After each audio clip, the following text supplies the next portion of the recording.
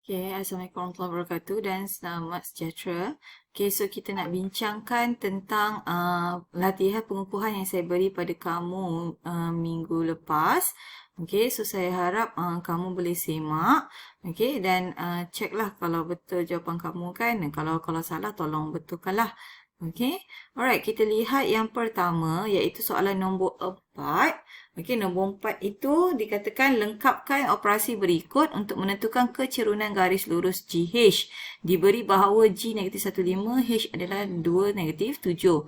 So disuruh completekanlah. Kalau awak lihat di sini, kecerunan ini menggunakan titik koordinat. Jadi kamu hanya masukkan sajalah. So kita ingat bila titik koordinat Y2 tolak Y1, X2 tolak X1. So di sini diletakkan Y2 dia adalah negatif 7. So kita tolakkan dengan 5. Okay, so sini adalah 5. Kemudian 2 tolak negatif 1. So 2 tolak negatif 1 adalah positif. So jadi 3. Okay, 3. So kita akan dapat di situ negatif 12 bahagi 3. So you akan dapat negatif 4. Okay, so saya harap kamu semaklah. So maksudnya 3 markah di situ. Okay, daripada kotak ni lah. Di sini 1 markah. Okay, ini 1 markah. Okay, ini 1 markah. So kalau kamu dapat cek tu, itu adalah 3 markah. Okay, itu yang untuk soalan A. Untuk soalan B pula, menunjukkan garis lurus PQ pada satu satah kartes. So, dia bagi kamu 2 titik koordinat. Okay, tapi kamu tak tahulah kan apa nilai A tu. So, dia kata di situ, jika kecerunannya adalah 1/2, cari koordinat P dan koordinat Q. Okey, so maksudnya kita gunakan titik koordinat tu tadi. Okey, walaupun dia hanya bagi kamu A saja, ada A. Okey, tak ada nilai A tu, tak tahu nilainya. So kamu masukkan saja dulu. Okey, kamu masukkan. So kamu akan tulis di situ 3A tolak 4 sebab Y kan. Okey, 3A. Okey, tolak 4 perkan dengan 8 tolak negatif 2A. Okay, bersamaan dengan 1/2. Okay, so kamu pemudahkan dia, okay, menggunakan darab silang. So 3A tolak 4 per 8 tambah 2A sama dengan 1/2. Okay, darab silangkan dia. So you akan dapat situ 6A tolak 8. Okay, 8 tambah 2A. Okay, then you pemudahkan lagi 6A tolak 2A. 8 tambah 8. So, you akan dapat di situ 4A, 16. So, A adalah 4. Tahu kenapa? Sebab 16 bahagi 4. Okey, kita dah tahu nilai A. So, bila kita dah tahu nilai A, kita boleh carilah nilai P. So, tadi titik P adalah negatif 2A, 4. So, kita masukkan nilai A tu tadi. Negatif 2A darab dengan 4. So, you akan dapat negatif 8, 4. Okey, untuk Q pula, titiknya adalah 83A. Okey, 83A. So, kamu masukkan nilai A tu tadi, 4. So, 3 darab 4 adalah 12. So, 8, 12. So, ini adalah cara kita nak dapatkan soalan Q. Okey, seterusnya, diberi darjah menunjukkan 2 garis lurus AB. Okey, dan BC pada satah kartes. Kecerunan AB ialah negatif 2. Okey, jika jarak tu adalah antara titik B dan C adalah 20 unit. Okey, jadi berapa dia punya, cari pintasan X dan pintasan Y. So, first of all, you cari dulu apakah titik koordinat bagi B menggunakan kecerunan negatif 2 tu tadi. So, kita tahu bahawa B adalah pintasan Y. Jadi, bermakna nilai X tu adalah kosong. Okey, nilai X adalah kosong. So, Y kita tak tahu. So, you kena cari dulu menggunakan konsep titik koordinat untuk mencari kecerunan. Okey, kamu boleh dapatkan nilai Y. So, kita anggap Y itu sebagai Y2. Okey, Y tolak 4 per, okey, 0 tolak negatif 10 sama dengan negatif 2. So, Y tolak 4, okey, negatif 10 jadi 10, negatif 2. So, Y tolak 4, negatif 20. So, Y sama dengan 24. Okay, negatif 16. Sorry, saya padam sekejap. Okey, so bila kita selesaikan di sini, y tolak 4, negatif 20. So, pemudahkan negatif 4 buat pergi sana. So, negatif 20 tolak tambah 4. So, you akan dapat y itu negatif 16. Seterusnya, dia kata diberi, bila awak dah tahu y itu adalah negatif 16, kan? Y itu adalah negatif 16. So, kamu boleh tahulah nak cari panjang, nak cari titik C. So, nak cari titik C, kamu perlukan, kamu dah tahu nilai X itu adalah, kita tak tahu. Kan? Nilai X tu tak tahu. So, maknanya jarak mengufuk tu kita tak tahu. Okay, tapi kita tahu titik Y dia adalah kosong. Alright. So, menggunakan konsep jarak mengufuk dan mencancang, kamu dapatkan titik X tu lah. Jadi punca kuasa, okay, sebab jarak kan, ingat balik untuk bab 8 kamu dah belajar jarak antara dua titik.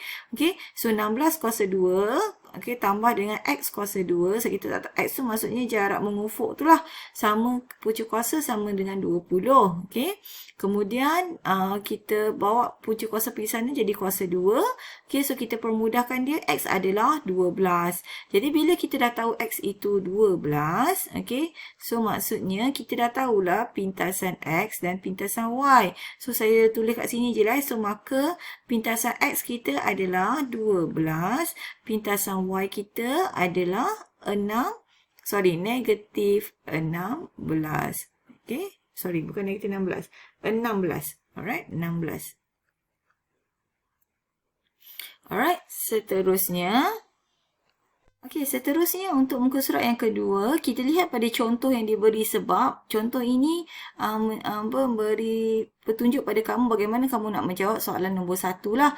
So, kalau lihat pada contoh menunjukkan sebuah bingkai gambar, kecerunan gambar itu adalah 4/3. So, kecerunan 4/3. Luas permukaan, cari luas permukaan. Dia suruh kamu cari luas permukaan jika lebarnya adalah 8. Jadi, kamu kena carilah luas permukaan ni. So, nak cari luas permukaan ni, pertamanya kamu kena dapatkan dahulu kecerunan tu. Kamu dah diberi kecerunan. Tapi kamu kena dapatkan dahulu jarak ketinggian frame tu. Okay, so bila kamu dah dapat ketinggian frame tu, kamu boleh gunakan konsep jarak, okay, untuk dapatkan panjang frame tu lah. Okay, jadi bila kamu dah dapat panjang frame, kamu bolehlah cari luas dia. Okay, so first of all, kamu dapatkan dahulu ketinggian bagi frame tersebut. So, 18 bahagi 2, 9. Okay, so kecerunan yang diberi adalah 4/3. So, jarak mengufuk adalah 9. Jarak mencancang kita tak tahu, so kita labelkan sebagai Y. So, 4/3 darab 9 dapat 12. So, bila kamu dah tahu dah ketinggian dia, ni tinggi lah kiranya. Okay, 12 cm ni tinggi. Bila kamu dah tahu tu tinggi, okay, kamu bolehlah gunakan konsep jarak untuk dapatkan panjang bingkai tu. So, gunakan konsep teorem Pythagoras, 9 kuasa 2 tambah dengan 12 kuasa 2. So, you dapat panjangnya adalah 15. So, then baru you boleh cari luas permukaan dia 15 darab dengan 8, iaitu 120. So, same goes with soalan 1. Okay, kecerunannya adalah 5, okay, dan dia punya lebar ialah 12. Okay, lebar ni 12. So, macam saya kata tadi, first dapatkan dahulu ketinggian kalender tersebut. Okay, so bermaksud 5 bahagi 2, 2.5. So, menggunakan kecerunannya adalah 5. Okay, so jarak mencancang kita tak tahu, so kita labelkan sebagai Y. Okay, kemudian Y per dengan 2.5. Macam mana dapat 2.5? Ni separuh daripada 5 tu tadi. Okay, sama dengan, okay, dia punya kecerunan adalah 5. So, you boleh carilah Y adalah 5 darab 2.5. Okay, so Y is 12.5. Okay, so you dah tahu ketinggian bagi kalender tu. Now, menggunakan ketinggian itu, you nak cari pula dia punya panjang kad kalender tu kan. Okay, so maksudnya menggunakan konsep jarak antara dua titik. Okay, so you gunakan jarak mencancang bagi jarak mengufuk. Okay, so 12.5 kuasa 2, okay, tambah dengan 2.5 kuasa 2. So, punca kuasa, okay, so you dapat di situ punca kuasa 162.5, okay, then you akan dapat jawapannya adalah 12.75. Okey, 12.75. So, itu bukan jawapan akhir sebab kita nak cari luas permukaan. So, here adalah 12.75. So, you kena cari luas permukaan dia. Okey, nak cari luas permukaan tu panjang darab lebar, then you tulis di situ luas permukaan 12.75 times with 12. Okay, so you akan dapat di situ 152.97 cm persegi. Okay, so itu untuk luas permukaan kalender. Okay. And then seterusnya, Raja menunjukkan sebuah jongkang jongkit. So, ketinggian dia adalah 135. Okay, kecerunan dia adalah 5/12. So, dia nak cari luas permukaan jongkang jongkit tu. So, step pertama, kamu dapatkan dahulu panjang mendatar ni lah jarak mengufuk ni. Supaya menggunakan jarak antara dua titik, kamu boleh cari panjang cerun ni lah. Okay. So, menggunakan konsep kecerunan. Okay.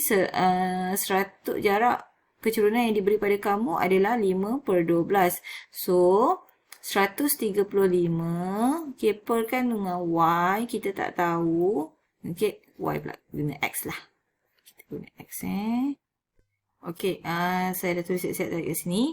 So, X tu adalah 16520 per 5. Okey, kita akan dapat nilai X tu adalah 324. So, kita gunakan darab silang untuk selesaikan, dapatkan jarak mengufuk.